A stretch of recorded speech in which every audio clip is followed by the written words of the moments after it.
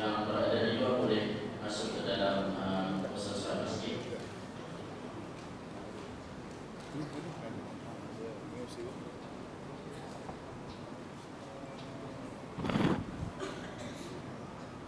Yang berbahagia, penceramah kita pada petang ini Maulana Muhammad Asif bin Yusuf. Seterusnya tuan-tuan dan puan dan Allah sekalian, para untuk amal sunnah yang keempat. Baik, kupasan untuk tajuk petang ini yang disampaikan oleh yang berbahagia Maulana ialah keperluan tajdid dalam fiqh hari ini. Keperluan tajdid dalam fiqh hari ini. Sebelum itu saya akan menerangkan tentang latar belakang Maulana yang berbahagia Maulana Asif Yusuf, yang mana beliau berasal daripada Kelantan, yang mana beliau dilahirkan di Pasir Putih dan sekarang menetap di Kupang Kelian. Beliau asalnya adalah dari Kelantan. Berkenaan dengan pendidikan beliau telah merantau untuk menuntut ilmu di Darul Ulum Juban, India. Kemudian beliau juga pernah menuntut ilmu di Nahdlatul Ulama, India juga. Kemudian beliau menyambung pembelajaran beliau di dalam bina hadis di Jami'atul Ulum Al-Islamiyah di Karachi, Pakistan. Untuk pengetahuan tuan-tuan dan puan yang dirahmati Allah sekalian, bahawa beliau merupakan salah seorang, kita katakan, tokoh hadis yang terkenal di negara kita ini, dan beliau mensyarahkan banyak kitab-kitab hadis, antaranya Sahih Al-Bukhari dan juga Jami' Tirmizi dan Mishkatul Masabih, Sahih Muslim, Sunan Abu Dawud dan lain-lain lagi. Jadi tanpa memanjangkan bicara, saya menyerahkan majlis ini kepada yang berbahagia Maulana untuk meneruskan majlis. Baik, tafadhal syukur.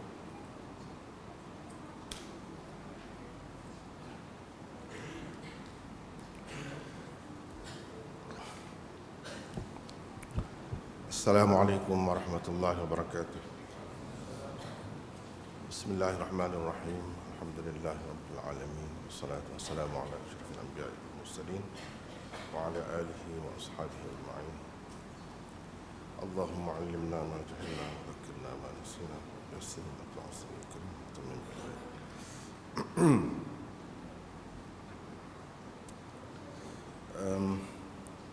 Yang mulia saudara pengerusi dan yang saya hormati, muslimin dan muslimat sekalian. Alhamdulillah kita diberi kesempatan oleh Allah untuk bertemu pada petang ini. Dan sebenarnya tajuk tu saya pun baru tahu di luar tadi. Saya tengok tajuk lain pula. Dimaklumkan kepada saya sebelum ini ialah berkenaan dengan ketokohan Imam Bukhari. Ketokohan Imam Bukhari rahimahullah dari sudut ijtihadnya. Apa tajuk yang baru tu? Tentang fiqh dan tajdid apa? Lebih kurang begitulah. Saya rasa tidak jadi masalah untuk saya kemukakan ketokohan Imam Bukhari dalam ijtihadnya, sebab ada kaitan juga dengan fiqh dan tajdid untuk hari ini, di mana kita perlu sekali merujuk kepada Imam Bukhari kalau kita nak dapatkan keluasan fiqh dalam maknanya yang luas.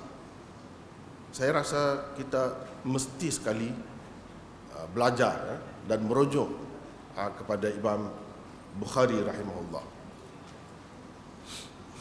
Banyak sekali yang kita dapat belajar ya.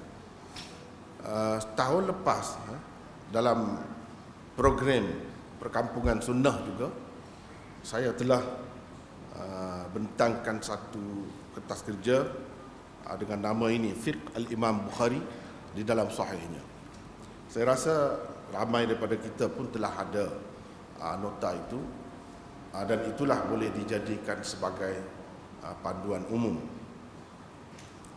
Sebelum saya pergi membincangkan ketokohan Imam Bukhari ataupun keperluan tajdid dalam fiqh sekarang ini, saya hendak menarik perhatian hadirin dan hadirat sekalian kepada Bukhari itu sendiri. Apa yang dikatakan fiqh dalam maknanya yang luas. Sebab saya tengok banyak tajuk-tajuk yang dibincangkan buat kali ini berkenaan dengan ketokohan seseorang imam mujtahid. Kalau sebut imam mujtahid, di kalangan masyarakat kita ni pada umumnya mereka fikir ijtihad itu dari segi fiqh sahaja, dari segi fiqh sahaja. Sedangkan kalau kita lihat dari segi perbincangan Imam Bukhari, khususnya di dalam kitab sahihnya, Sahih Bukhari, maka fiqh itu dipersembahkan dalam bentuk yang lebih luas. Fiqh dengan makna umum, bukan fiqh dengan makna khusus, dengan arti ijtihad seorang mujtahid dalam masalah-masalah semasa. Bukan begitu sahaja, tetapi fiqh dalam makna yang umum, iaitu yang disebutkan oleh Nabi SAW. Begitu juga Allah di dalam Al-Quran, liyatafaqahu fid din. Liyatafaqahu fid din. Itu yang disebutkan oleh Allah, supaya mereka itu mendalami ilmu agama. Itu maksudnya tafaqquh daripada fiqh. Yang mana Allah SWT sebutkan kewajipan orang Islam ni pergi berjihad, khususnya di masa Nabi SAW dahulu. Kewajipan itu boleh seseorang itu tidak ikut sekiranya dia terlibat dalam ilmu pengetahuan. Sampai begitu sekali Allah SWT letakkan ilmu pengetahuan itu setara dengan jihad, sehingga kalau tak pergi jihad pun tak mengapa. Itu sahaja yang disebut, yang dikecualikan. Apa ni? Iaitu orang yang mendalami agama.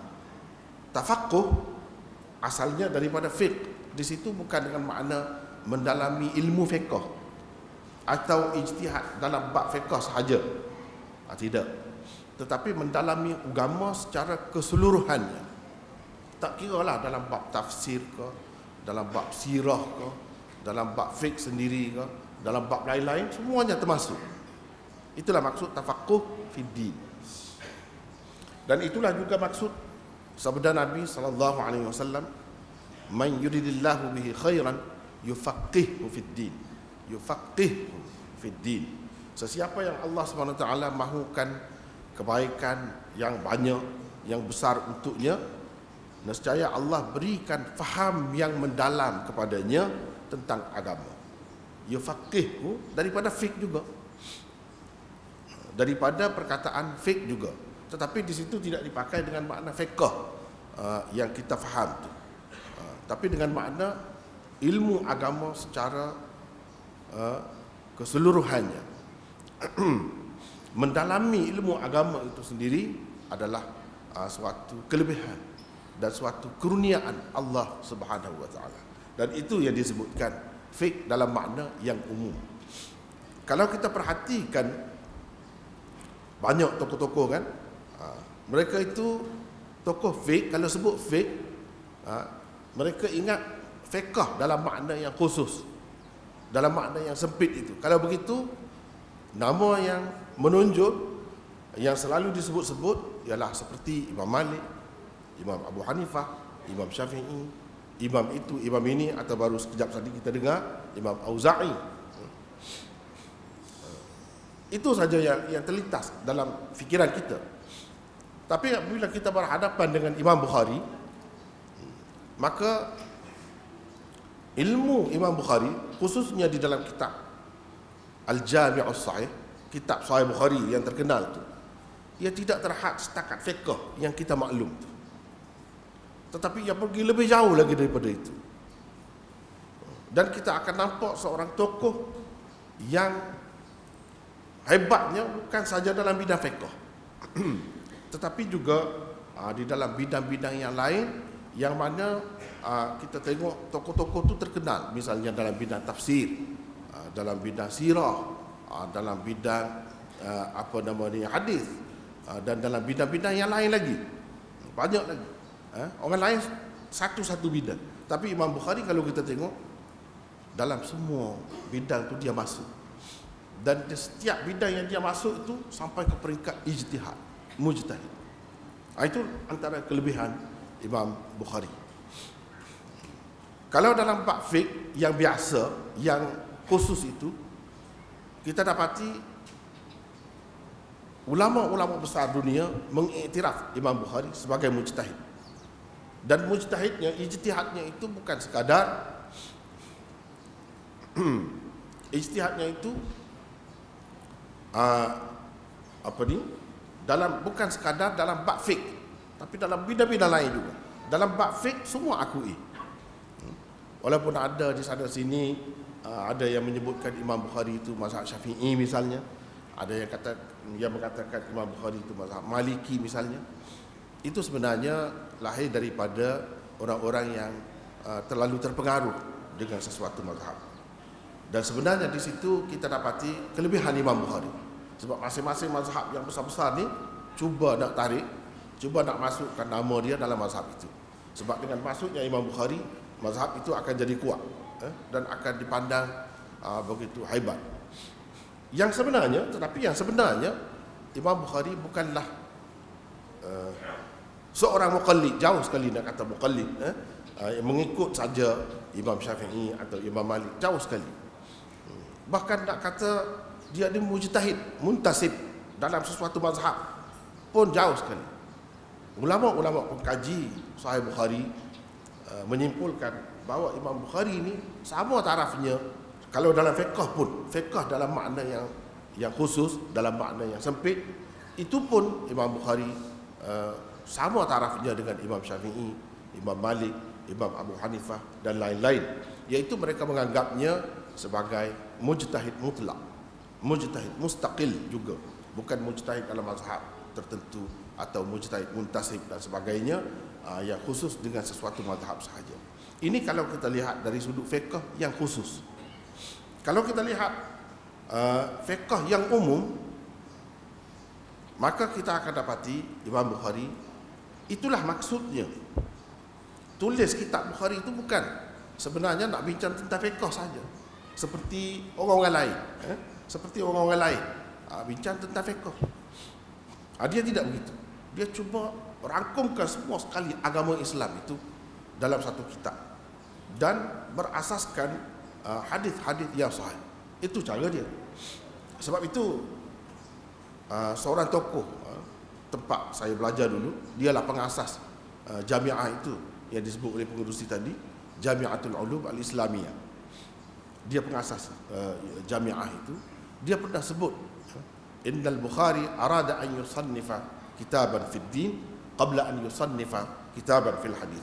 Imam Bukhari sebenarnya lebih hendak menulis kitab tentang agama semua sekali, lebih daripada kehendak dia nak tulis dalam bab hadis saja. Bukan begitu.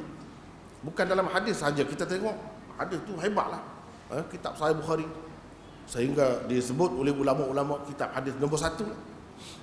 Tapi itu sebenarnya salah satu maksud dia. Maksud dia lebih luas lagi daripada itu, iaitu nak tulis kitab tentang agama semua sekali, merangkumi semua sekali bidang-bidang agama. Yang dia sebut di dalam kitab itu sebenarnya bab-bab yang berbeza-beza itu perlu dijadikan sebagai rujukan. Antara kesilapan umat Islam di zaman kemudian ialah mereka menganggap Sahih Bukhari itu hanya rujukan dalam hadis, sedangkan dalam bab-bab lain mereka tinggalkan. Ini adalah salah satu kerugian umat. Saya nak kemukakan insya-Allah pada petang ini dalam masa yang serba ringkas ni, beberapa contoh bagaimana Imam Bukhari dalam fiqh atau ijtihadnya yang luas dalam berbagai-bagai bidang itu boleh menyelesaikan masalah. Dan kerana tidak mengikut orang seperti Imam Bukhari, khususnya beliau sendirilah, maka kita dapati banyak pandangan-pandangan dalam agama ni tak kemas, berselera, dan berlaku kecelaruan. Saya nak bagilah beberapa contoh kalau sempat, insya-Allah, tentang kehebatan Bukhari misalnya dalam tafsir. Kita ambil dulu tafsir. Sebab Imam Bukhari tidak dikenali sebagai tokoh tafsir. Yang disebut-sebut sebagai ahli tafsir, orang ini banyaklah yang kita semua maklum. Tetapi tidak pernah pula dilihat ketokohan Imam Bukhari dalam tafsir. Dan tafsir itu ada di dalam kitab sahihnya juga, dalam kitab Sahih Bukhari itu juga. Dan betapa kerana tidak mengikut pendapat orang-orang seperti Bukhari dalam masalah-masalah macam ni, jadi berlaku kecelaruan dalam tafsir, bahkan setengah-setengahnya jadi lari jauh, terpesong daripada maksud Allah sebenar-benarnya, sehingga berlaku apa yang kita boleh sebutkan sebagai tahrif maknawi, iaitu penyelewengan makna Al-Quran atau pemesongan makna Al-Quran itu. Dan ini dikemukakan oleh tokoh-tokoh tafsir lah. Mereka ingat itu tafsirannya, itu maknanya. Padahal Imam Bukhari tak kata begitu. Kalaulah ikut macam Imam Bukhari itu, selesai banyak perkara. Salah satu contoh yang saya dapat kemukakan dalam bab tafsir ni, kalau nak tengok kelebihan Imam Bukhari, iaitulah ketika mentafsirkan beberapa ayat, 2-3 ayat di dalam surah Sad, yaitu Allah SWT berfirman, a'udzubillahi minasyaitonir rajim, wa wahabna li Dawud Sulaiman ni'mal 'abdu innahu awwab idh 'urida 'alaihi bil 'ashiyyi as-safinatul jiyad فقال إني أحببت حب الخير عن ذكر ربي حتى توارت بالحجاب ردوها علي فطفق مسحا بالسوق والأعناق. Itu beberapa ayat. Di dalam mentafsirkan ayat ini berapa banyak ahli-ahli tafsir terpesong, lari jauh, padahal tidak ada asasnya yang kuat. Sedangkan Imam Bukhari bagi sikit saja. Kalaulah mereka ikut yang Imam Bukhari sebut, itu selesai banyak masalah. Itu kita sebagai contoh nak lihat bagaimana ketokohan Imam Bukhari dalam tafsir, sehingga jadi selamat kita daripada melakukan tahrif maknawi ataupun pemesongan makna Al-Quran secara senyap-senyap. Mungkin dengan kita percaya banyak tafsir-tafsir dan tokoh-tokoh penulis tafsir ini tidak sengaja, tapi mereka terpengaruh daripada orang dulu terpengaruh lagi daripada orang dulu daripada dia. Begitulah seterusnya, tanpa mengusul periksa dan menyelidikinya dengan lebih cermat.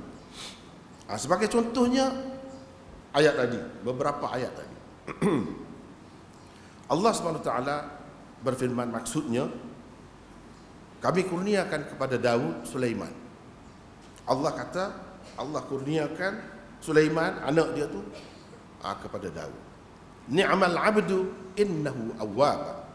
Sebaik-baik hamba dialah orangnya, yakni Sulaiman.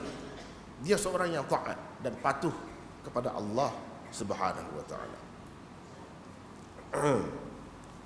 Idh 'urida 'alaihi bil 'ashiyyi as-safinatul jiyad.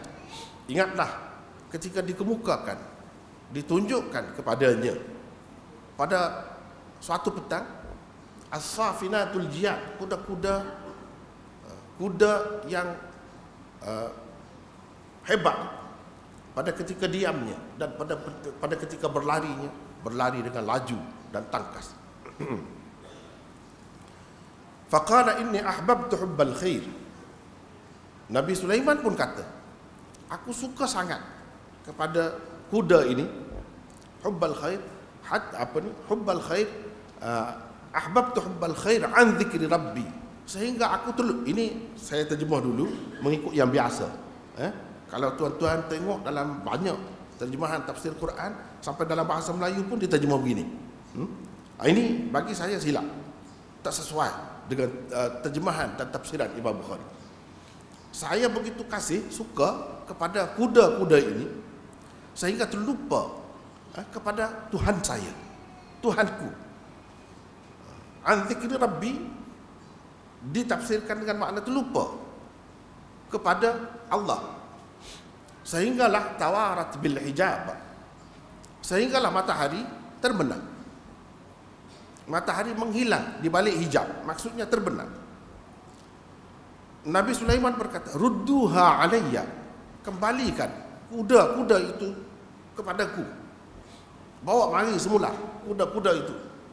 Fatafiqa masham bis-suqi wal a'naq, terus dipenggalnya, dipotongnya as-suq, betis kuda itu, dan a'naq, tengkuk-tengkuknya.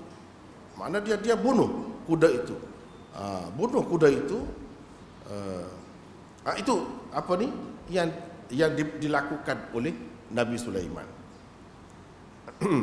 Kalau kita perhatikan di dalam ayat ini, banyak perkara kalau kita terjemah begitu, kita tafsirkan begitu, jadi tak elok nampaknya. Tak ada lebih Nabi Sulaiman. Tak ada hebat Nabi Sulaiman. Banyak perkara. Kalau kita mengambil tafsiran itu, ini anggaplah tuan-tuan dan puan-puan sekalian, anggaplah ini tajdid lah ni. Ini pun salah satu tajdid dalam fiqh, dalam makna yang luas. Kita tak perlu, saya rasa, terikat dengan fiqh dalam makna yang sempit itu. Apalagi kalau kita lihat pada Bukhari, dia pandang fiqh itu luas, dalam semua sudut, bukan sudut fiqh yang sempit itu saja. Sekarang ni kita nak buka dari sudut tafsir dulu. Kalau kita pakai cara biasa yang kita boleh dapati dalam terjemahan-terjemahan Melayu juga, ada berbeza-beza tu, sedikit sebanyak ada beza. Tapi secara umumnya ada benda-benda yang saya sebut tadi, iaitu tak sesuai. Kalau kita pakai makna macam tu, tak sesuai dengan pujian Allah di permulaan itu. Allah sehingga sebut anak Nabi Daud yang bernama Sulaiman ini sebagai kurnianya. Padahal anak Nabi Daud bukan Sulaiman saja, ramai lagi yang lain, yang laki-laki pun ramai. Maknanya ini satu keistimewaan lah. Sulaiman itu satu keistimewaan. Dan Sulaiman ini seorang yang sangat taat kepada Allah. Taat kepada Allah. Tiba-tiba Sulaiman ini kerana suka kepada benda-benda macam tu, kuda, tengok kuda, bermain dengan kuda, tiba-tiba sampai terlupa kepada Tuhan. Terlupa kepada Tuhan. Di dalam setengah-setengah tafsir dikatakan dia tertinggal sembahyang asar. Patut kalau kita kata macam itu, sesuai kata. Puji, tapi lepas tu sebut yang kurang. Kalau puji, sebutlah yang sesuatu yang istimewa, benda yang baik dia buat. Ini tidak. Di situ sampai terlepas sembahyang asar, atau mengikut setengah-setengah ulama bukan sembahyang asar sebab dipertikaikan. Dah ada ke sembahyang asar pada masa tu? Yang nak kata dia lepas sembahyang asar tu, dipertikaikan. Jadi dia kata macam dia terlepas wirid dia lah. Kita kata wirid, dia mengamalkan sesuatu amalan, terlepas itu. Apa makna ini? Orang yang taat kepada Allah, ingat kepada Allah dan dipuji oleh Allah, tiba-tiba gitu sifatnya.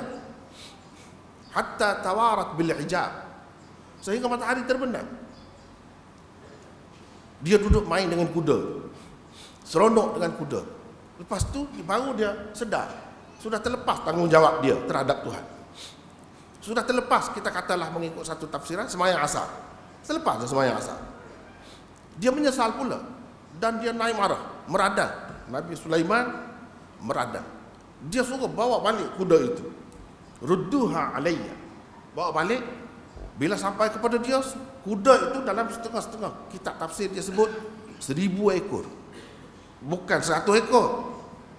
Bukan 20 ekor, 100 ekor, tidak. 1000 ekor. Setengah-setengah tu kata tak sampai 1000, 900. Ya banyaklah juga.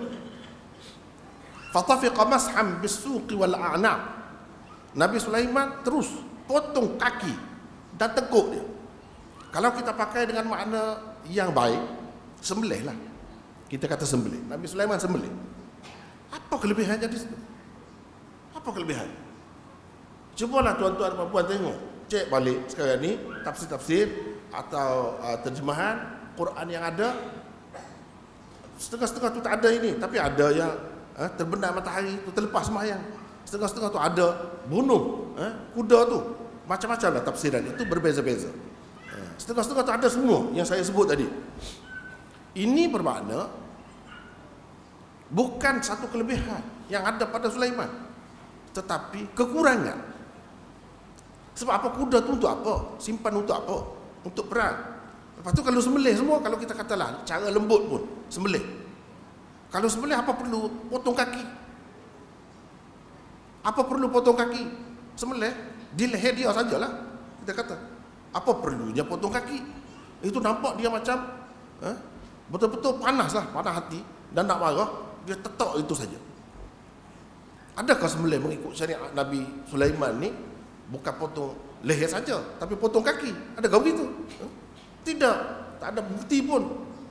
Tapi kenapa dia potong kaki? Di situ menampakkan mengikut tafsiran itu, ya, mengikut tafsiran itu, menampakkan Nabi Sulaiman ni betul-betul nak marah, dia merada, panas hati, dia bunuh kuda. Cuba bayangkan, kuda untuk perang, bukan senang nak dapat 1000 ekor, tiba-tiba sembelih begitu saja. Nak jamu siapa? Banyak sangat. Kalau kita kata jamu rakyat dia ataupun ikan dalam laut semua dia jamu, apa guna? Ini kau orang yang bijaksana perbuatannya begini kau? Orang yang dipuji oleh Allah di dalam Quran, begini kau cara? Itu kalau kita pakai terjemahan itu akibatnya. Tetapi yang sebenarnya tidak begitu. Imam Bukhari tak kata begitu. Imam Bukhari kata dia sebut yamsahu a'rafal khair wa araqibaha fatafiqa masham bis-suq wal a'naq. Dia tafsirkan dengan yamsahu a'rafaha wa araqibaha. Maksudnya bila kuda tu mari, dia tepuk leher dia. Dia gosok. Gitu kan cara orang yang jaga kuda, membela kuda, orang yang melatih kuda untuk perang, untuk apa itu caranya dia tepuk. Tekuk dia, masah dia sapu, bulu dia tekuk, dan sapu kaki dia tepuk kaki. Itu maksudnya. Bukan bunuh, bukan sembelih, bukan potong kaki. Tak ada pun sebut di situ sapu. Kenapa sapu tu makna pukul, tetak pula? Tengok, lari jauh. Padahalnya tak ada pun begitu. Tak ada pun begitu. Yang adanya Nabi Sulaiman sukalah sebab kuda ni terpilih untuk nak berjihad di jalan Allah. Bila kuda sudah dia tengok, kuda itu sampai hilang pada pandangan mata, cepatnya pergi, hilang pada pandangan mata. Nabi Sulaiman kata, "Rudduha alayya." Bawa balik kepada aku. Aku senang hati sangat tengok kuda ni. Bila sampai kepada dia, dia tepuk kuda, dia sapu kuda, sapu tekuknya, sapu kakinya. Itu baru betul. Dia puas hati. Kemudian hilang dari mata itu, tawarat bil hijab itu bukan maknanya matahari terbenam. Di mana sebut matahari sebelum itu? Di mana sebut matahari? Tak ada sebut matahari pun. Hatta tawarat bil hijab, yang sesuainya kembali kepada as-safinat, al-jiyad. Kuda-kuda itulah yang hilang dari pandangan mata, bukan matahari hilang. Dari pandangan mata kuda tu hilang, jauh cepatnya pergi. Tadi di sini. Oleh kerana kuda tu laju sangat larinya, kuda yang terpilih dalam masa yang sekejap hilang dari pandangannya. Ini menunjukkan kehebatan kuda itu. Ia sesuai dengan ayat sebelumnya, as-safinat al-jiyad. Tawarat itu hilang dari mata. Apa as-safinatul jiyad? Itulah yang patutnya hilang, bukan matahari. Mana anda sebut matahari sebelum ada itu? Tetapi ahli-ahli tafsir cuba tengok, sama ada tafsir Kasyaf ke, atau tafsir Nasafi ke, atau tafsir Qurtubi ke, atau tafsir Mafatihul Ghaib, tafsir semua sebut. Semua sebut. Sedangkan di situ boleh berlaku tahrif maknawi. penyelewengan makna Quran.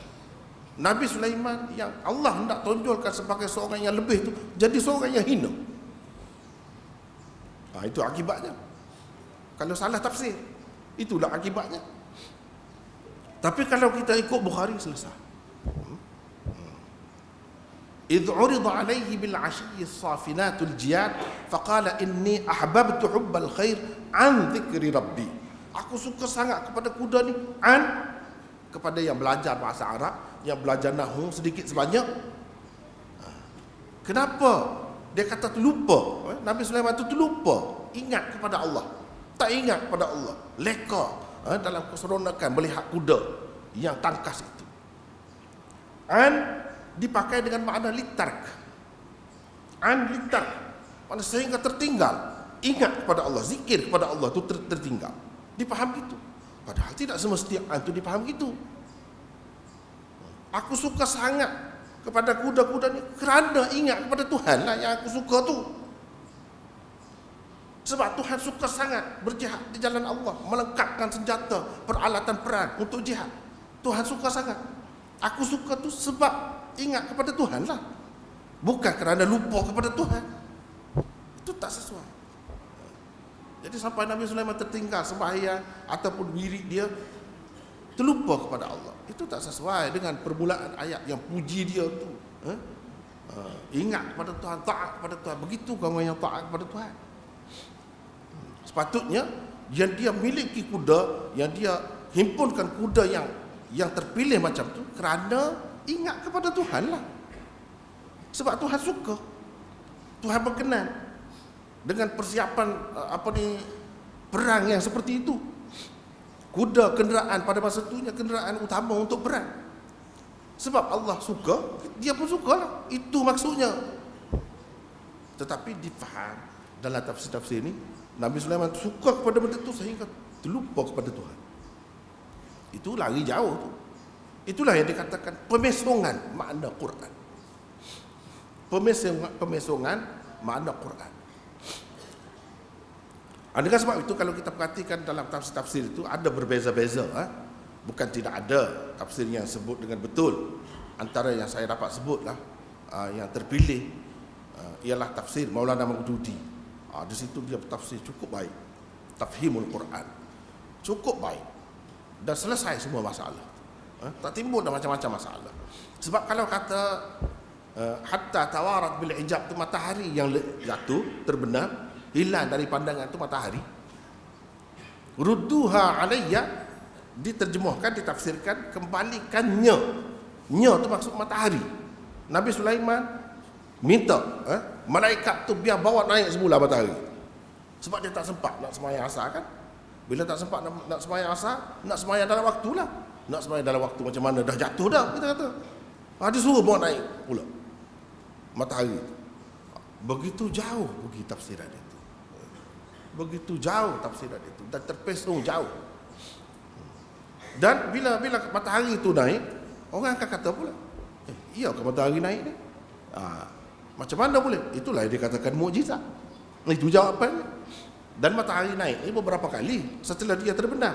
Bawa pula cerita lain pula. Kononnya ada hadis. Sayyidina Ali pernah Nabi tidur atas paha dia. Matahari jatuh, minta naik matahari, naik semula matahari. Dalam perang Khandaq berlaku begitu juga, ada setengah-setengah hadis yang sebut begitu. Ketika Nabi Mi'raj berlaku juga beberapa kali. Jadi tak pelik kalau berlaku kepada Nabi Sulaiman ni matahari naik semula. Itu jawapannya. Padahal semua tu semua karut semua. Hadis-hadis itu tidak berasas semua. Ada yang dikatakan maudhu' dan ada yang dikatakan dhaif oleh ulama. Sama sekali tak boleh pakai. Bila begitu, kenapa kita nak tundukkan Al-Quran kepada hadis yang palsu? Quran ini kedudukannya sangat tinggi. Tak boleh ditundukkan kepada apa-apa pun. Yang lain tu kena tunduk kepada dia. Sepatutnya hadis itu tunduk ikut Quran, bukan Quran ikut hadis. Hadis pula hadis palsu. Itu terlalu tak kena. Itulah yang berlaku dalam tafsir. Tapi kalau kita tengok cara Imam Bukhari, dia menyelesaikan masalah itu. Dan jadi tak kelirulah. Nampaklah sesuai ayat itu. Permulaannya dengan pujian Allah tu sesuai dengan perbuatan Nabi Sulaiman yang selepas itu, sesuai. Tapi kalau kita pakai tafsiran yang pertama tadi, tak sesuai. Dan itu kita memesongkan makna Quran dengan guna hadis yang palsu. Guna hadis yang palsu. Dan ini satu perbuatan yang sangat salah di dalam Islam. Dan disebut-sebut dalam Quran, amalan yang seperti ini, pesongkan kitab suci ini, itu adalah amalan orang-orang Yahudi. Maknanya kita orang Islam secara tidak langsung dilarang buat macam tu. Kena fikir banyak kali. Bila nak tafsir tu, kena fikir banyak kali apa akibatnya. Apa akibatnya. Tapi kita kan bila ada dalam tafsiran kita baca, kita lalu gitu saja, tak terfikir itu benda-benda tadi tu, tak terfikir. Apalagi kepada yang bukan belajar bahasa Arab, dia ingat di dalam kitab-kitab tafsir ni orang-orang yang hebat mesti ada alasan dia, mesti ada rujukan dia ingat begitu. Padahalnya seperti yang saya sebut tadi, di kalangan ulama-ulama pun dia ada perbezaan pendapat di situ, di kalangan ahli tafsir. Dan kita boleh lihat kecenderungan Imam Bukhari ke mana, dan dengan kita pakai pendapat dia tu, macam mana kita boleh selamat. Itulah yang saya nak sebutkan. Itu untuk yang pertama, contoh yang pertama. Seterusnya, contoh yang kedua, baru ni saya sudah sebut dah semasa di Kuala Lumpur baru ni, tentang hadis kisah. Hadis kisah. Hadis kisah telah dipakai oleh orang-orang Syiah untuk mengunci mulut ahli sunnah wal jamaah. Sebab apa? Mereka sebutkan ini hadis ni ada dalam kitab tu, kitab ni bukan kitab mereka, kitab kita. Ini susah hati, susahlah kita. Macam mana nak jawab? Sekurang-kurangnya dah nampak kelebihan orang-orang yang dikatakan masuk dalam kisah itu. Kisah itu maknanya kain selimut besar yang dipakai oleh Nabi sallallahu alaihi wasallam. Tiba-tiba turun kata mereka, innama yuridullahu liyudhhiba ankumur rijsa ahlal bait wa yutahhirakum tathira. Bila turun ayat itu, Nabi sallallahu alaihi wasallam berdasarkan setengah-setengah riwayat panggil beberapa orang. Berdasarkan setengah-setengah riwayat yang lain tak panggil. Mereka tu datang sendiri. Bila datang, Hasan masuk dalam kain selimut, Nabi selimut. Datang Husain masuk dalam kain selimut. Datang Fatimah masuk dalam selimut tu juga. Datang Ali masuk dalam selimut tu. Nabi sallallahu alaihi wasallam selimut semua. Dia pun kata, inilah ahlul baitku. Ya Allah, hapuskanlah dosa mereka dan bersihkanlah mereka sebersih-bersihnya. Atau dia perbezaan versi riwayat tu sedikit sebanyak ada beza. Allah mahu membersihkan kamu daripada dosa dan menyucikan kamu bukan mereka, sebersih-bersih. Itu ada perbezaan lah, tak jadi masalah itu. Dari sudut hadis tak jadi masalah. Tetapi kita tahu ke apa hakikatnya hadis kisah itu? Apa hakikatnya hadis kisah? Dan orang kita dalam masyarakat kita ni, kalau sebut ada dalam kitab-kitab hadis yang besar-besar, habislah dia, angkat tangan, surrender. Apa dah kata dalam Muslim ada, Sahih Muslim ada. Kamu tak percaya? Dan sekurang-kurangnya ini menunjukkan kelebihan mereka. Sekurang-kurangnya situ dulu. Langkah pertama, kita akan jadi terima mereka ni lebih. Siapa? 4 orang itu selain daripada Nabi sallallahu alaihi wasallam. Kalau kira dengan Nabi 5. Inilah dalam istilah orang-orang Syiah mereka panggil panjatan. 5 peribadi yang suci. Quran turun menyucikannya. Makna kita pun sudah terkena dengan Syiah juga di situ. Tetapi berapa ramai ahli tafsir yang mentafsirkan memang itulah ahlul bait. Itulah ahlul bait. Cumanya orang ahli sunnah kata isteri-isteri Nabi itu ahlul bait juga. Ini Nabi SAW minta tambah ahlul bait. Gitulah secara ringkasnya kita boleh sebutkan. Mereka tidak menafikan ayat-ayat itu, ayat sebelum dan selepasnya berkait dengan isteri-isteri Nabi. Itu saja. Tapi terima juga yang 4 orang itu selain daripada isteri-isteri Nabi sebagai ahlul bait sebab hadis itulah. Cuma mungkin kita tak terfikir. Muslim ada meriwayatkannya, Imam Tirmizi ada meriwayatkannya, dan ramai-ramai lagi yang lain ada. Cuba kita tanya, Bukhari ada meriwayatkannya ke tidak? Tak ada. Kenapa? Di situ ketokohan dia tu, kehebatan dia tu. Banyak perkara orang lain kena, dia tak kena. Tapi saya tidak mengatakan Imam Bukhari ni selamat sentiasa, dia tak pernah kena. Dah, dia manusia. Sebab itu kita lihat dalam dunia hadis ada kritikan di sana sini terhadap Bukhari pun. Tetapi nak kira dari segi lebih selamat lah, lebih terpelihara, lebih terkawal Bukhari dalam kitab-kitab hadis. Sebab contohnya hadis kisah tu tadi tak ada dalam Bukhari, dia tak mahu ambil. Di situ kita nak tengok kehebatan seseorang tu. Situlah, bukan bermakna dia ni tak kena bala, tak sakit, tak apa, itu sifat manusia, tak salah, bukan begitu. Tetapi dia lebih terpelihara, lebih sihat, lebih terkawal daripada orang lain. Hatta Imam Muslim sekalipun, kadang-kadang kita pun tak faham kan, orang ramai, kenapa Imam Bukhari lebih sangat, lebih lagi daripada Imam Muslim. Salah satu contohnya inilah hadis kisah Muslim terima, dia tak terima. Padahal kalau lihat dari sudut riwayat itu tak boleh bertahan. Dari segi sanadnya pun tak boleh bertahan, walaupun ada dalam Muslim. Kalau ada dalam yang lain-lain itu lagilah. Kalau dalam Muslim pun tak boleh, yang lain-lain itu lagilah. Sebabnya kalau kita tengok dari segi sanad, dalam sanad hadis kisah itu ada seorang perawi yang bernama Mus'ab bin Syaibah. Mus'ab bin Syaibah ini perawi ini dipertikaikan oleh ulama. Imam Ahmad sendiri kata dia ni mungkarul hadis. Imam Nasai kata gitu juga.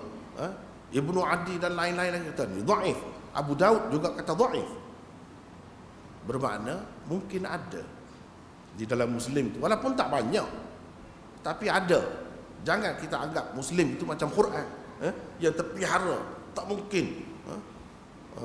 mungkin salah. Jangan kita anggap begitu. Kalau anggap begitu, silaplah. Banyak tempat yang akan kena, banyak tempat yang kita akan kena. Bermakna kita pasang jerat untuk kita sendiri. Sebab itu bagi saya tak terima. Ada tempat-tempat. Sebab itu ulama-ulama besar pun terima bahawa ada di dalam Muslim sekalipun hadis yang dhaif. Contohnya ini. Dan Al-Uqaili di dalam kitab dia Ad-Du'afa wal Matrukin, dia sebut memang dhaif, memang banyak mungkar riwayat dia tu. Salah satu dia sebut, salah satu riwayat dia yang mungkar yang mana? Inilah hadis kisah. Hadis kisah. Sebab apa? Kita kata kenapa ulama yang sibuk sangat tu? Ya, akibat dia berat. Akibat dia besar sangat. Itu kalau kita tengok dari sudut riwayat, kita dapati bila Imam Bukhari tak terima, maknanya dia nilai dari semua sudut itu. Dari sudut riwayat tak boleh, dia tak boleh terima. Imam Bukhari ni nak sahih, dia kena perawi-perawi dia tu memang tahap kesahihannya tu terlalu tinggi. Apa lagi macam mana nak terima yang dhaif? Sama sekali tak boleh, tidak menepati syarat dia tu. Kalau yang tidak menepati syarat dia tu tidak semestinya dhaif. Ada kalanya hadis itu sahih juga, tapi tidak menepati syarat dia tak ambil lah. Apa tak lagi kalau yang dhaif? Kalau lihat dari sudut dirayat hadis, lagi banyak lagi. Kira-kiranya Imam Bukhari sudah fikir tu. Sebab itu dia tak masuk ke dalam kitab dia. Apa akibatnya?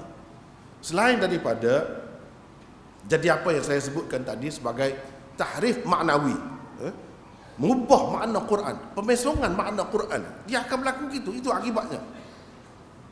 Akibat daripada terima hadis kisah itu, kita akan tolak ayat sebelum dan selepasnya. Padahal ayat-ayat itu dalam surah Ahzab itu satu rokong lengkap. Setengah-setengah. Kalau Quran Majid dia pakai rokong, untuk sembahyang ni satu rokong lengkap. Semua itu bercerita tentang isteri-isteri Nabi SAW. Tak ada satu ayat pun yang cerita tentang mereka berempat. Kena ingat, bukan kita bermusuh dengan mereka yang berbuat ni, tidak. Bukan begitu. Ini anak cucu Nabi, anak Nabi, menantu Nabi, mulia, orang-orang yang mulia. Kita perlu sayang, mesti sayang kepada mereka. Tetapi jangan lebih-lebih. Jangan yang bukan-bukan, sehingga menafikan hak orang lain. Itu tak betul caranya. Bukan begitu cara ahli sunnah.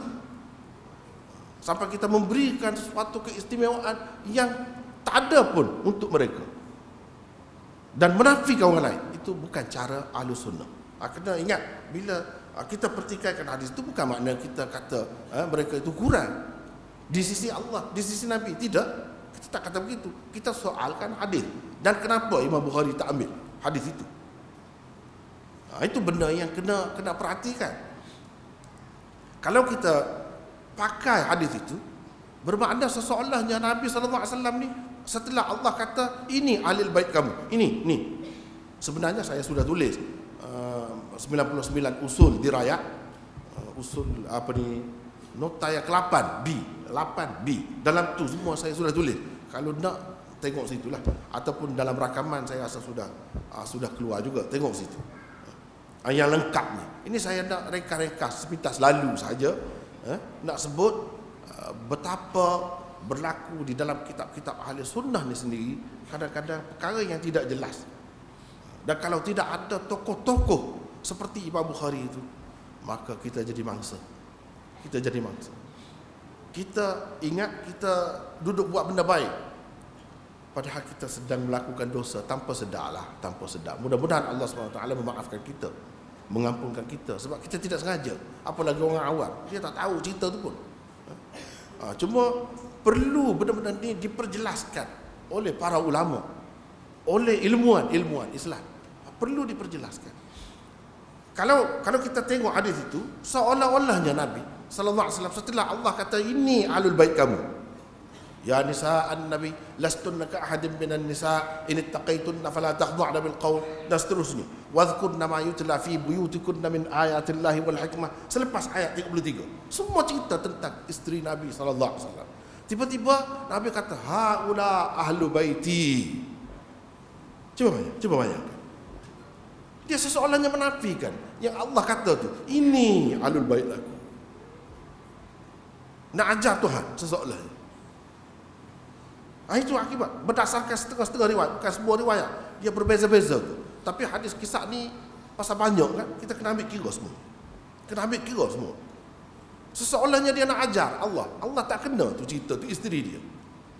Yang ni lah kamu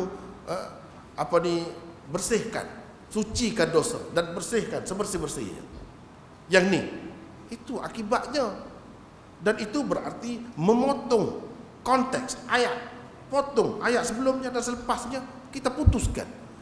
Dan disebut ayat tathhir. Itu ayat tadi dipanggil ayat tathhir, dipopularkan oleh Syiah dengan nama ayat tathhir. Padahal itu bukan satu ayat. Itu hujung ayat 33. Kalau satu ayat yang lengkap juga berkenaan dengan isteri-isteri Rasulullah SAW. Macam mana kita nak pusing pergi kepada yang 4 tu saja? Itu telah selewengkan makna Al-Quran. Telah selewengkan makna Al-Quran dengan alasan sikit saja.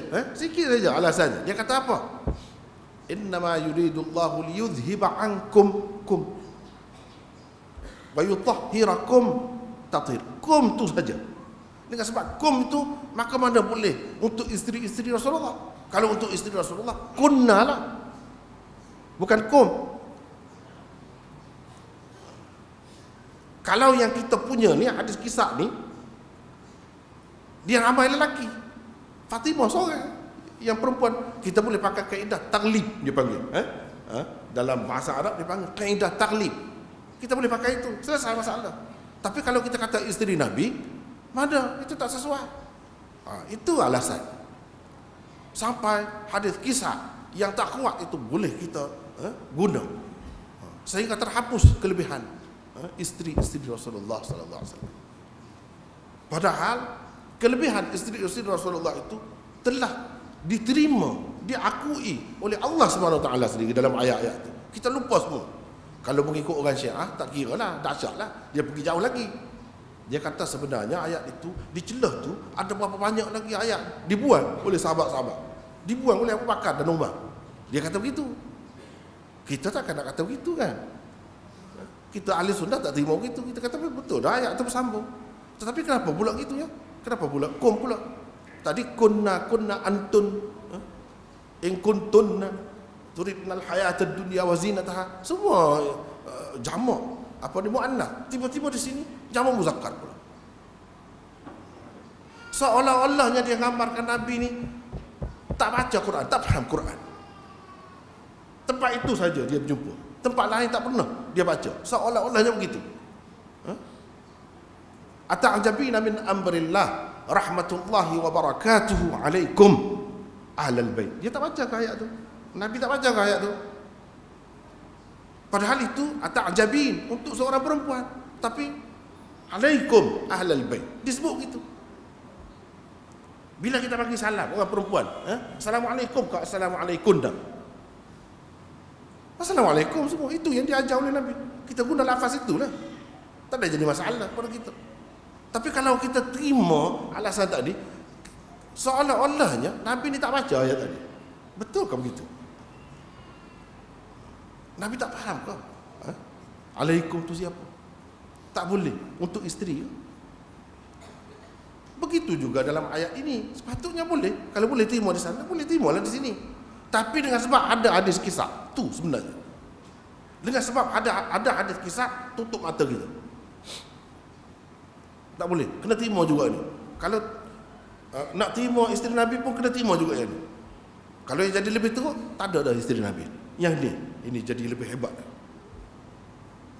Padahal ini hanya ada di dalam hadis yang macam tu kedudukannya.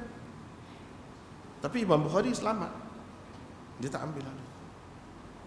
Itu di situ kita nak tengok ketokohan seseorang ni. Antara kita kena tengok di situ macam mana sikap dia. Sikap tentang sesuatu. Adakah dia terkena juga? Tak. Kalau orang lain semua sakit, kena semua burung lah misalnya, dia tidak, baru hebat. Kalau tidak, dia macam orang lain. Macam orang lain lah juga.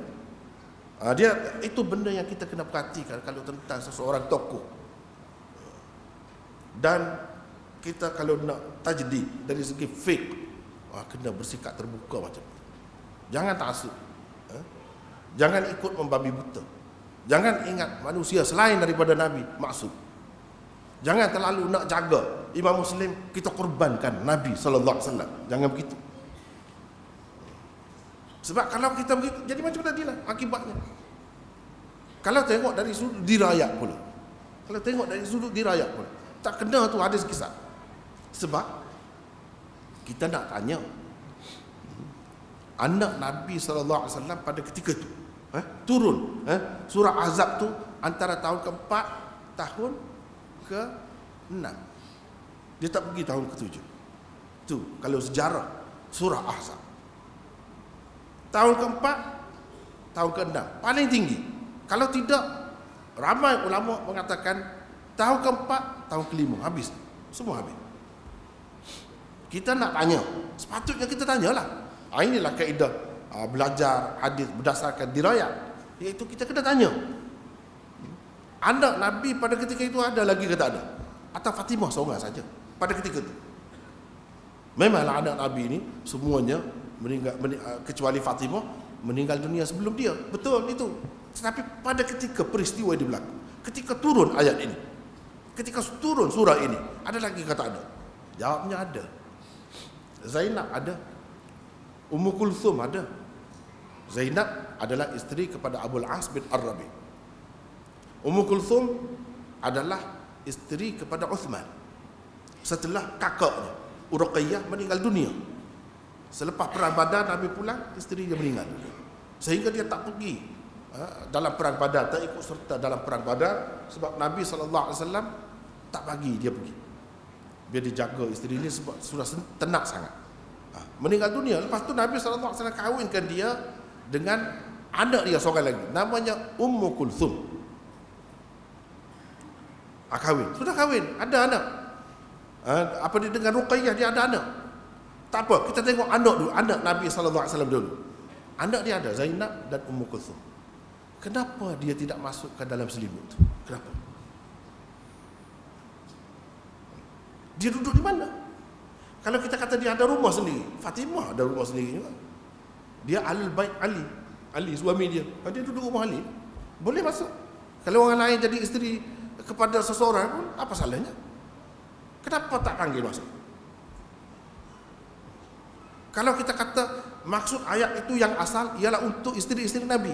Cuma ini Nabi tambah untuk beberapa orang cucu dia dan anak dia dan menantu dia tambah. Tak boleh kau tambah seorang lagi untuk doa dengan Allah. Doa minta. Tak boleh minta.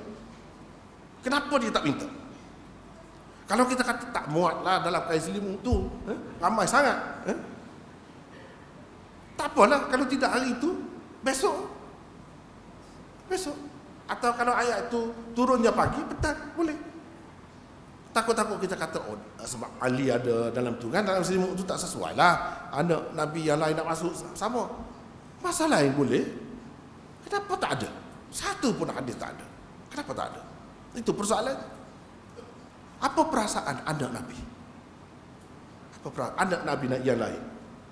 Bila tidak dimasukkan dalam selimut kisah itu, apa perasaannya? Tentu Fatimah suka kan, seronok, bahagia. Tapi anak dia yang dua orang lagi apa perasaan? Gini ke sikap Nabi SAW yang begitu tinggi dalam Quran sebut akhlak, innaka la'ala khuluqin azim. Ini macam ni ke akhlak? Itu persoalannya yang kita kena timbulkan. Kenapa dia tidak masuk? Padahal Fatimah ada suami dia. Zainab tak ada suami dia. Pada masa itu tak ada suami dia. Suami dia duduk di Mekah. Abul As bin Ar-Rabi' belum masuk Islam lagi pada ketika itu. Bahkan dia berada dalam tentera orang kafir. Dalam perang Badar kena tawan. Dan dilepaskan dia atas tebusan. Tebusannya dibawakan kalung Khadijah. Sebab dia sayang kepada suaminya. Pada masa itu Islam dengan orang kafir boleh kahwin. Belum lagi ada syariat, tak boleh kahwin dengan orang kafir pada ketika itu. Zainab bagi kalung kenangan ibu dia Khadijah untuk tebus suami dia yang ditawan dalam perang Badar. Bila Nabi tengok tergenang air mata Nabi, ingat kepada Khadijah. Dia tahu ini Khadijah bagi. Dan Nabi SAW pun tanya sahabat-sahabat dia bagaimana kalau kita lepaskan saja dia tanpa bagi tebusan. Sahabat-sahabat semua setuju. Itu ceritanya. Dengan syarat Nabi kata bila kamu balik ke sana, kamu hantar isteri kamu dan anak-anak kamu bawa ke Madinah. Kamu tak mahu masuk Islam, tak apalah. Kamu hantar anak isteri kamu ke Madinah. Nabi sudah berhijrah pada ketika itu. Sudah perang Badar tadi. Lepas tu memang dia patuh. Dia boleh pegang janji. Dia hantar Zainab dan anak dia pergi ke Madinah. Mana Zainab pada tahun yang keempat, 5, 6 ada di Madinah. Kenapa Nabi tak panggil dia? Sedangkan suami dia tak ada. Kenapa Nabi tak panggil anak dia 2 orang? Namanya Ali. Lebih dikenali dalam sejarah dengan Ali Az-Zainabi. Seorang lagi Umamah. Dalam hadis-hadis disebutkan bila Nabi SAW bersalat, dia naik atas belakang Nabi. Bila nak sujud, Nabi letak. Bila bangun, Nabi letak pula atas belakang. Siapa? Umamah. Sebab apa? Ayah dia tak ada. Siapa yang jaga budak-budak ni? Yang jadi ayah kepada budak-budak? Rasulullah SAW sendiri. Rasulullah lah datuk, Rasulullah lah ayah pada ketika itu. Sebab ayahnya belum Islam, belum pergi ke Madinah. Bila begitu, takkanlah Nabi SAW nak biarkan cucu ni. Nak biarkan cucu ni. Kenapa Nabi SAW tak masukkan Zainab dengan anak-anak dia 2 kan? Kenapa tak masuk? Padahal dia ada di situ. Memang tentu ada.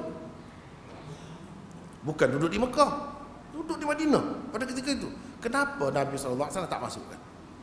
Apa salah anak-anak Nabi dan cucu dia ni? Apa salah? Apa dosa yang mereka lakukan sehingga mereka tak dapat masuk, tersingkir, tak layak untuk masuk dalam selimut itu? Apa? Dosa apa budak kecil? Dosa. Apa dosa?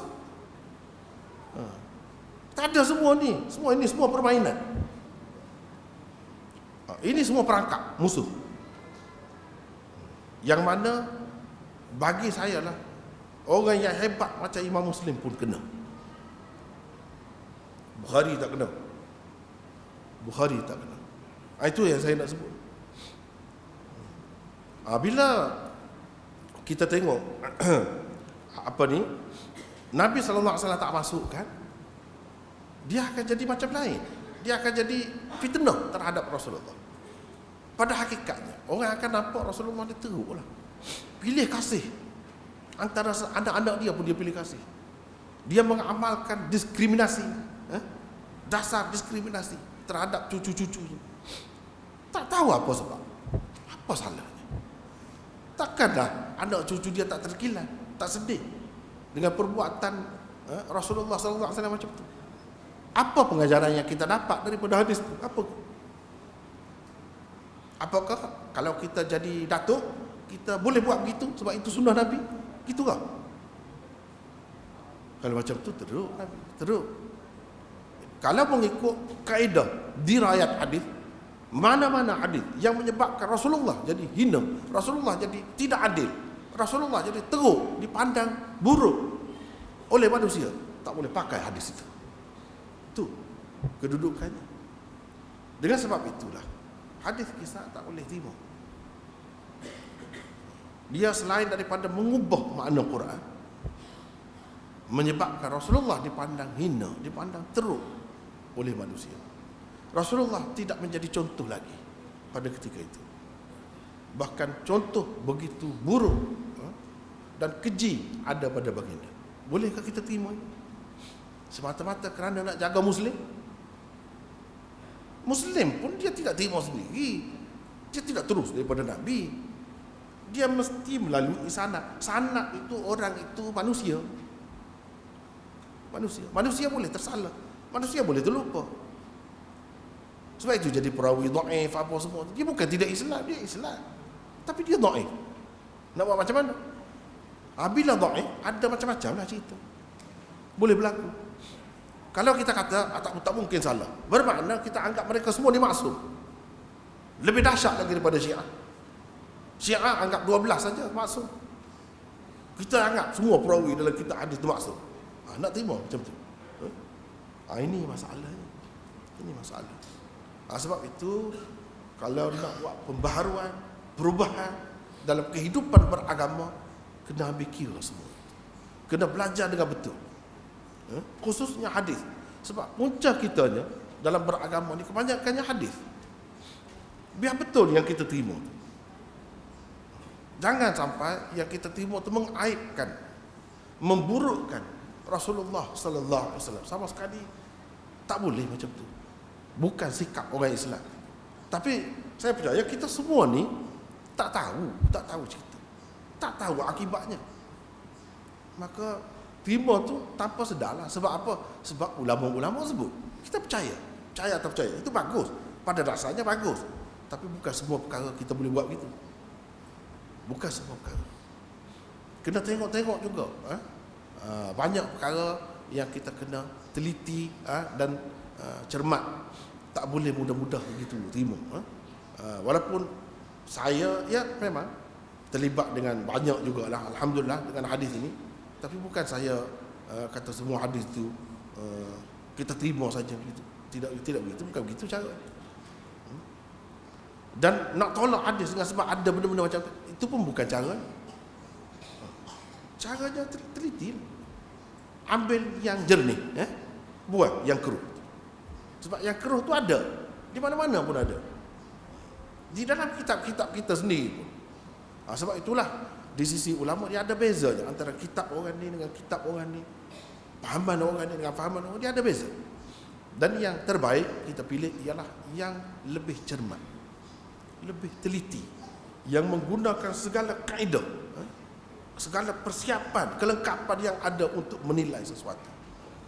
Barulah selepas itu kita terima dan kita amalkan. Itulah yang terbaik. Jangan kira ikut orang sekeliling saja. Tapi dah lama umat Islam ni hidup dalam keadaan begitu kan, dia ikut yang sekeliling. Yang sahih, yang paling baik ialah yang orang sekeliling dia buat. Itu saja. Sudah lama kita dalam keadaan begitu. Nak pergi kepada yang hadis-hadis yang kecil-kecil, yang sangat halus, teknikal, yang seni macam tu, jauh. Jauh lagi. Itu ahli ilmu pun tak ada macam tu. Jarang-jarang nak bertemu. Kalau orang awam ni ikut gitu. Sebab itulah dalam masyarakat kita ni, dia bukan orang awam saja kena berubah. Mesti orang yang alim, ilmuwan itu pun kena berubah. Jangan duduk ditakut lama. Satu pendapat tengok, sudah kita buat macam semua pendapat orang macam tu. Kalau macam tu sampai bila kita tak boleh maju, kita tak boleh ke depan, dan kita tidak akan jadi generasi yang hebat kalau macam tu. Dan banyak ruginya. Kadang-kadang kita, iyalah, kita terima sesuatu dengan pejam mata sebenarnya. Bukan dengan menilai benda ni untung ke tidak, baik ke tidak. Tak tengok. Misalnya, satu contoh lagi saya dapat sebutkan dalam masa yang ringkas ini. Contoh lain, jual beli bersyarat. Jual beli bersyarat, jual beli dengan syarat. Ini kita masuk fiqh betul lah, fiqh betul. Fiqh yang dengan makna yang khusus, dengan makna yang sempit yang kita sebut tadi. Kalau mengikut Syafi'i, Hanafi dan lain-lain, tak boleh bersyarat. Tapi kita duduk pakai yang tu lah kan, mana-mana pun kita terima. Sebab apa? Menguntungkan kita, menyenangkan kita. Pergi beli peti sejuk, atau pergi beli mesin basuh kain, takkan nak bawa dalam kereta sendiri, susah tu. Dia jual beli, dia sudah setuju dah. Setuju. Syaratnya semacam syarat lah. Dan tidak ada akad-akad, tak payah sebut lah. Itu lepas dah, sepatutnya kita semua faham dah itu. Masalah sebut-sebut itu, ijab kabul itu kena sebut itu dengan lafaz itu sepatutnya kita sudah selesai. Sekarang ni mana-mana yang dikira sebagai syarat, itulah syarat. Jual beli dengan syarat. Dia syaratnya apa? Dia setuju. Dia akan hantar ke rumah kita. Dengan orang yang angkat, bawa masuk dalam rumah kita semua sekali. Dan itu termasuk dalam harga semua sekali lah, semua sekali. Tak ada bayaran berasingan, tak ada. Itu dipanggil jual beli bersyarat. Yang kita duduk amal tu yang mana? Kita pun tak tahu. Kalau nak mengikut mazhab yang kita dakwa kita ikut, tak boleh, tak sah tu. Bila tak sah, mana kita duduk amalkan benda yang haram. Siapa yang menyelesaikan masalah? Kita tak tahu. Imam Bukhari lah. Kita duduk ikut Imam Bukhari dah tu, tapi kita tak sedar. Imam Bukhari kata 100 syarat pun boleh, asalkan tidak menghalalkan yang haram, tidak mengharamkan yang halal, dan kedua pihak dapat setuju. Tidak ada menzalimi mana-mana pihak, tak ada. La tazlimun wa la tuzlamun. Kamu tidak menganiayai orang lain, dan kamu tidak dianiayai orang lain. Itulah prinsip Islam dalam muamalah. Bila semua sudah ada, ikutlah. 100 syarat pun. Ini baru berapa syarat? Sikit. Dalam masa 1 tahun atau 2 tahun, kalau rosak, bawa sini, kita pergi ke percuma. Itu syarat. Baru 2. Bilang lagi nak bilang apa? Imam Bukhari terbuka, dia kata boleh. Kita duduk pakai yang dia punya. Alangkah bertuahnya, alangkah hebatnya fiqh dia tu, terbuka dan sesuai, relevan untuk zaman ini. Dan kalau kita tak pakai dia, kita pakai siapa? Siapa zaman ni? Kita pun tak tahu. Sibuk sangat. Kalau tak boleh, kalau tidak Syafi'i. Kalau mengajar tak boleh, mesti Syafi'i. Tahu kalau dalam masalah itu apa Syafi'i kata? Ya kita duduk pakai itu siapa punya? Bukan Syafi'i. Sebab itu kadang-kadang orang yang bawa agama tu sendiri pun, dia pun sebenarnya banyak perkara tak tahulah. Banyak perkara tak tahulah. Dalam bahasa yang lembut lah kita kata, banyak perkara tak tahu. Sepatutnya belajar lagi lah. Belajar, biar tahu benda-benda macam ni. Jangan kira ini tatabu'ur rukhas lah, macam-macam. Nak menghalang orang, nak dapat kebaikan, nak dapat kelebihan. Tapi kalau kena diri sendiri, tak ada pula tatabu'ur rukhas. Cari mana yang mudah dalam agama ni. Ini satu perbuatan yang tidak baik, tercela. Orang-orang yang mengikut hadis dituduh macam-macam. Padahal mereka inilah yang mendedahkan kepada orang ramai. Yang kita buat tu kita ikut apa? Kalau kita buat tu kita tak tahu apa, mana kita tidak berpandukan agama. Sedangkan kita kena ada panduan agama dalam apa-apa benda. Bolehkah macam tu? Kalau kita tahu, ini Bukhari, apa salahnya? Bukhari imam kita juga. Dia tokoh juga. Apa salahnya kalau kita terima dia? Nasib baik ada dia. Kalau tidak, kita duduk dalam haram sepanjang masa. Cuba bayangkan. Itulah bendanya. Tahun lepas, saya ini dalam program ini juga, saya kemukakan ini panjang juga ni. Salah satu contohnya yang saya kemukakan di situ, saya nak ulas sekali lagi. Mungkin ada yang tak dengar pada ketika itu. Mungkin ada khususnya kalangan perempuan yang berkaitan dengan perempuan, dia tak tahu perkara ini. Tentang orang perempuan boleh baca Quran, boleh pegang Quran, boleh bawa Quran, walaupun dalam keadaan dalam keadaan orang kata datang bulan, dalam keadaan kotor, orang kata, orang sebut kotor, berhaid, boleh. Kadang-kadang kita fikir, kita ikut tu, kita tak tahu apa pun.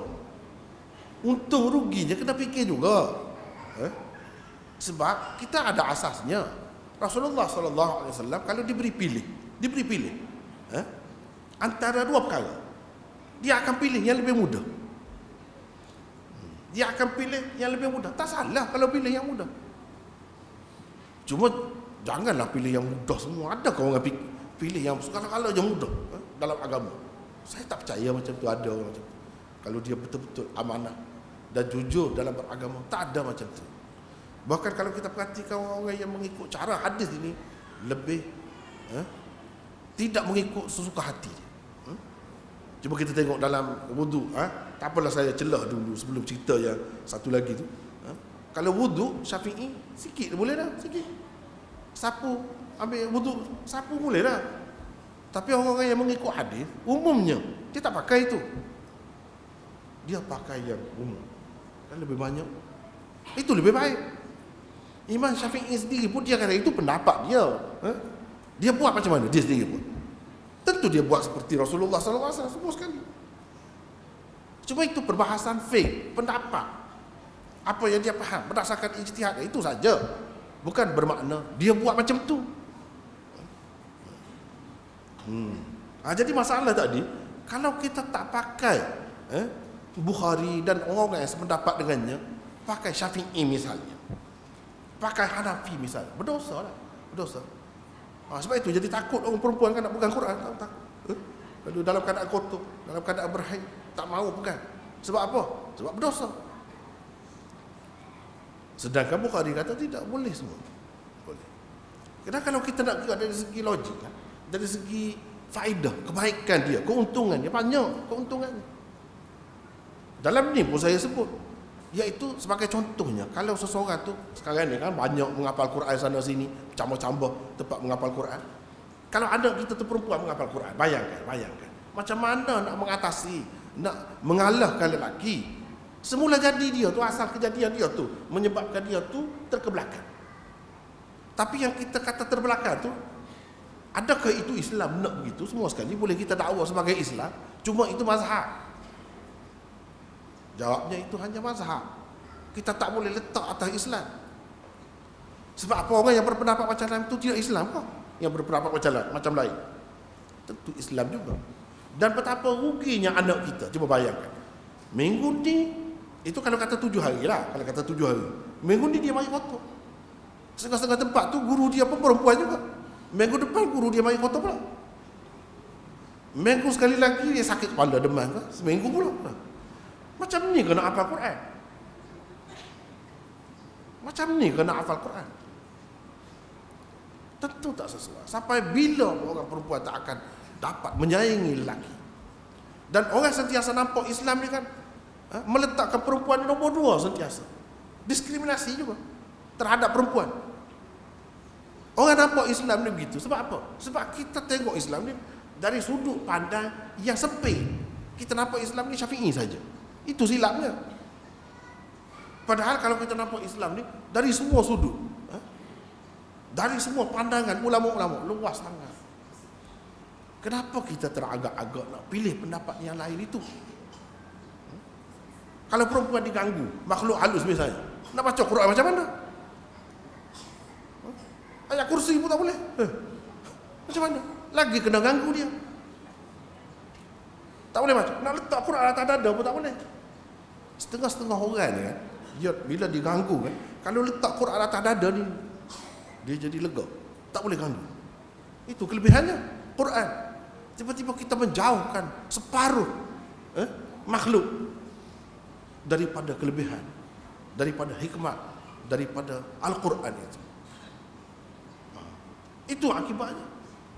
Tak boleh nak baca, tak boleh nak pegang Quran untuk melindungi diri dia, sedangkan dia dalam keadaan terancam begitu. Cuba kita fikir, mana yang lebih sesuai? Tapi oleh kerana kita sudah biasa dengan Syafi'i atau dengan Hanafi dan sebagainya, kita rasa itulah yang Islam, dan kalau buat cara lain salah lah, kita berdosa. Mudah saja. Tak mahu berdosa, memanglah kalau kita ikut Syafi'i, kita buat begitu, berdosa sungguh. Berdosa. Tapi kalau kita ikut Bukhari, kita tak ada berdosa. Tak ada dosa. Mudah saja penyelesaian. Tapi tak pernah dibagi tahu begitu. Tak pernah dibagi tahu. Sebab apa? Dilarang. Kalau orang nak ajar semua dilarang. Tak boleh, kena Syafi'i saja. Kalau tidak, tanya tauliah. Tak bagi tauliah. Itu yang berlaku dalam masyarakat kita ni sebenarnya. Dia nak memperbodohkan masyarakat. Biar jahil sampai jahil. Jangan lebih daripada dia. Ini satu penyakit umat. Itu yang berlaku. Kesian. Kadang-kadang kita tengok kesian kepada umat ni. Sepatutnya diberi kemudahan, biar jadi cerdik, terbuka, dan kita rasa kita ni ramai, keluarga besar. Ini tidak. Semakin sedikit Islam. Semua kafir. Ini kafir, ini sesat, ini sesat. Kita saja yang betul akhir. Sedangkan kita ni satu keluarga yang besar. Kita tahu ke Imam Bukhari ni apa?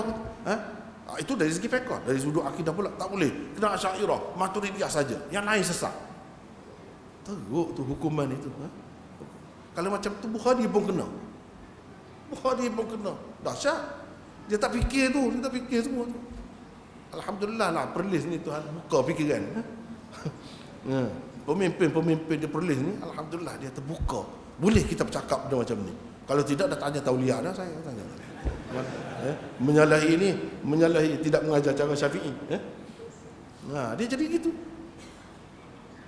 Alangkah ruginya kita dengan sebab-sebab benda-benda kecil macam ni. Satu golongan umat Islam jadi benci kepada Islam. Pembebasan wanita. Itu orang-orang Islam yang cerdik. Begitu besar bakatnya untuk umat Islam. Tapi Islam yang diperkenalkan kepada dia, Islam yang mendiskriminasikan manusia, meletakkan orang perempuan ni tahap nombor 2. Itu sebab dia memberontak. Kita tak cerita Islam yang betul kepada dia. Ceritalah yang betul. Berapa banyak lagi? Dekatkan jurang tu. Jangan semakin luaskan jurang. Nak mendekatkan jurang tu, buka mazhab ni. Buka. Pendapat dia biar terbuka. Jangan sempit. Ni kita semua sempit. Semua sempit. Semua sempit. Dalam fiqh pun sempit, dalam akidah pun sempit. Tak boleh. Kena Asy'ariyah, Maturidiyah saja. Yang lain semua sesat. Dahsyat tu. Imam Bukhari ni Asy'ariyah ke? Maturidiyah? Tidak. Jadi sesatlah dia. Itu silap besar lah dalam masyarakat kita ni. Benda-benda yang macam ni diperbesar-besarkan, dah sampai ke peringkat guna kuasa pula tu. Guna kuasa untuk menghalang orang yang nak buka fikiran masyarakat, nak bagi nampak Islam ni cantik. Semua boleh menarik. Yang bebas berfikir pun bagus Islam, bagi kemudahan. Tapi Islam tu dalam bentuk menakut-nakutkan. Dan akibatnya bukan kita ni yang kena, Imam Bukhari pun kena. Itu akibatnya. Sebab Imam Bukhari tidak Asy'ariyah. Banyak bukti dia tidak Asy'ariyah, tidak Maturidiyah. Dia adalah ahlul hadis.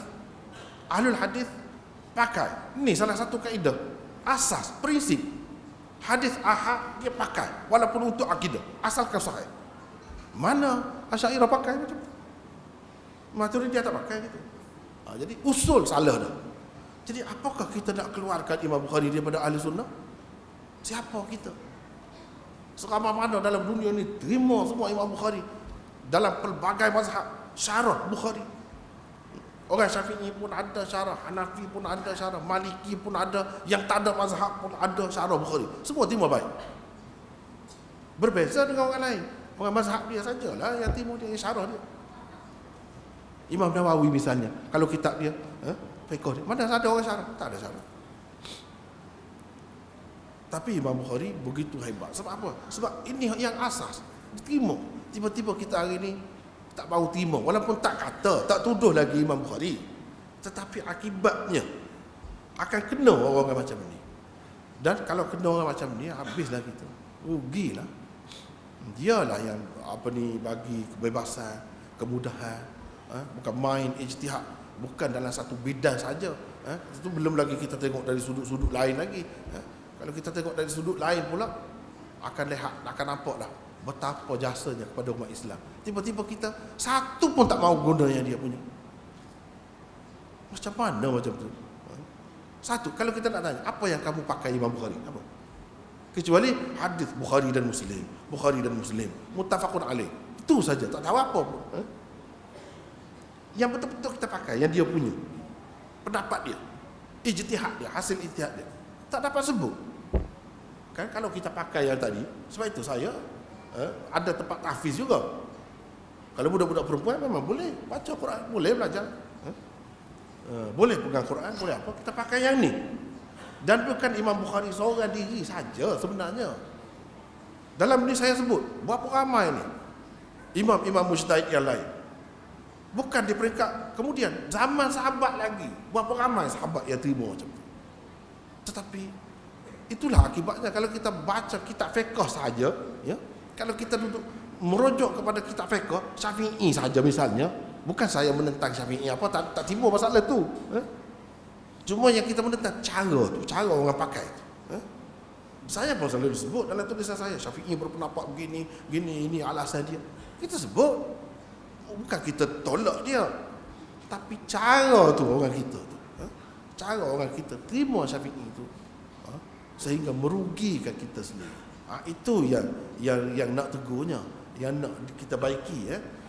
Adapun kebaikannya, kelebihannya banyak dalam Syafi'i pun, dalam mazhab Syafi'inya pun. Kalau nak sebut, nak banding dengan mazhab lain, dalam setengah-setengah masalah itu banyak kelebihan dia.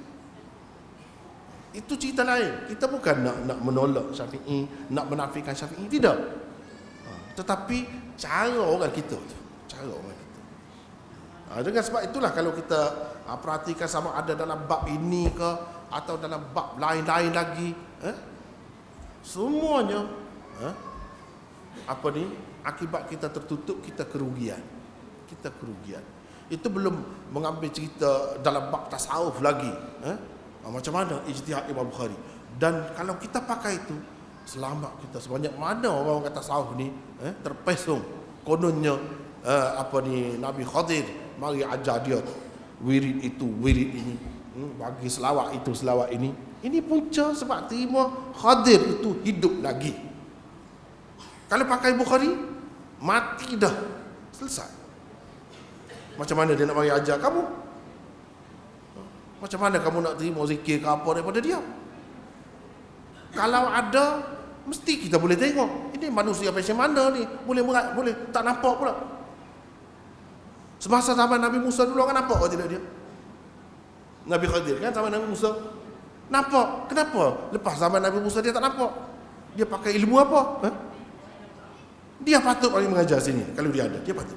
Saya tak ada apa pun. Mudah saja. Tetapi orang-orang sufi tasawuf kan tak sah kalau tak terima Khadir ni hidup. Itu akibatnya. Berapa banyak tarekat-tarekat yang sesat. Punca Khadir itulah. Khadir tu. Kalau salah, guru dia salah, Khadir main pukul belakang. Macam-macam kepercayaan khurafat. Ini semua kenapa? kerana kita tak terima tokoh macam ni. Itulah akibatnya. Mendedahkan umat ni kepada kesesatan, kepada penyelewengan dan kepada khurafat. Kalau kita terima orang macam Bukhari ni, banyak perkara selesai, banyak perkara. Kita tidak orang kata duduk habis masa di situ, buang masa di situ dengan harapan, dengan kepercayaan kita dapat sesuatu. Rupanya semuanya fata morgana, tak ada apa pun. Itu jelas banyak perkara lah kalau kita nak sebut penglibatan Imam Bukhari, ijtihad dia dalam tasawuf, dalam itu, dalam ini, banyak sangat. Dan memang terpilih berdasarkan saya perhati banyak perkara.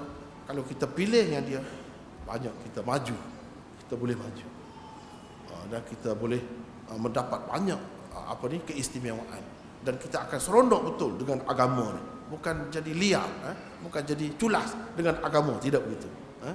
Itulah yang kita harapkan. Oleh kerana masa tidak mengizinkan, saya rasa hanya sekadar itulah sebagai panduan umum berkenaan dengan Imam Bukhari. Atau kalau kita nak kaitkan dengan tajdid dalam bab fiqh dalam makna yang lebih luas daripada fiqh yang sempit tadi, maka kalau tokoh pilihan saya yang saya dapat kemukakan ialah Imam Bukhari, itulah salah seorang tokoh yang patutnya kita jadikan rujukan. Aqulu qawli hadza wa astaghfirullahal azim li wa lakum. Assalamualaikum warahmatullahi wabarakatuh.